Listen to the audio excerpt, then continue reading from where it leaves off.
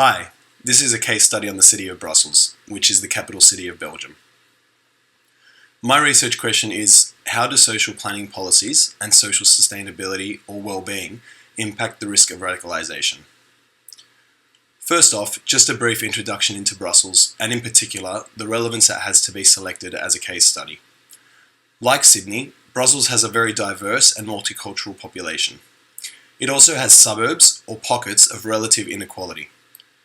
It has also had issues with radicalisation in the past, including a recent terror attack.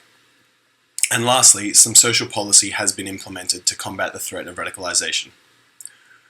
So a little bit of information on the demographics of Brussels. The first graph you can see shows the religious composition of the population of Belgium. As you can see, Roman Catholic is the major religion at 50%, with the Muslim population at 6%. The story is quite different for Brussels. If you look at the second graph, the Muslim population for Brussels is significantly greater than that of Belgium, at 31%. These stats are important, as the majority of individuals who are radicalised are of Muslim background. Brussels has a high rate of extremists, at 33.9 extremists for every 1 million residents, which is one of the highest rates in Europe. It should also be noted that most radicalised Europeans are quite young, usually lack qualifications, and usually have a criminal record. An interesting relationship stemming from the demographic stats we've just looked at is the link between social well-being and the risk of radicalisation. The district of Laeken in Brussels is known for its high unemployment levels, as well as low levels of social mobility and integration.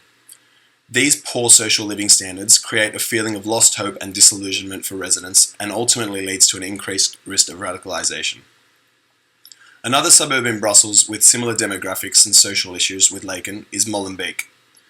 The extremists who carried out the Brussels attacks, and two of the extremists involved in the Paris attacks, actually hailed from Molenbeek.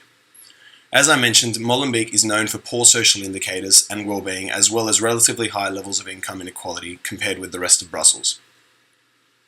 So when looking at social policy to counter radicalisation, Belgium has been very reactive rather than proactive. Social policies towards employment have resulted in the unemployment rate for Muslim Belgians being roughly double that of non-Muslims. Also, many Muslims have reportedly had issues getting approval for apartments and even social housing, with the belief being that they have been declined due to their names being easily identifiable as Muslim. The graph on this slide shows the discrepancy in education levels between the Muslim and non-Muslim Belgians, with the non-Muslim population performing significantly better. On the upside, there has been an educational program which has commenced in the suburb of Laeken in Brussels. The program was designed to celebrate and promote both diversity and tolerance. The first full-day session was held in 2015 and attracted some 700 students, and it was very well received and generally considered a great success. The idea of running educational programs is a much more efficient and economical way of fighting radicalisation when compared to trying to police social media and society. Essentially, this is targeting the youth and attempting to prevent disillusionment as a result of poor social well-being, ultimately stopping the threat of radicalisation before it can take place. Whilst Brussels has commenced educational programs, more must be done to combat the very real threat of terrorism and radicalisation. 4 recommendations or lessons learned would be to implement even more educational programs and target not just the youth, but the broader population.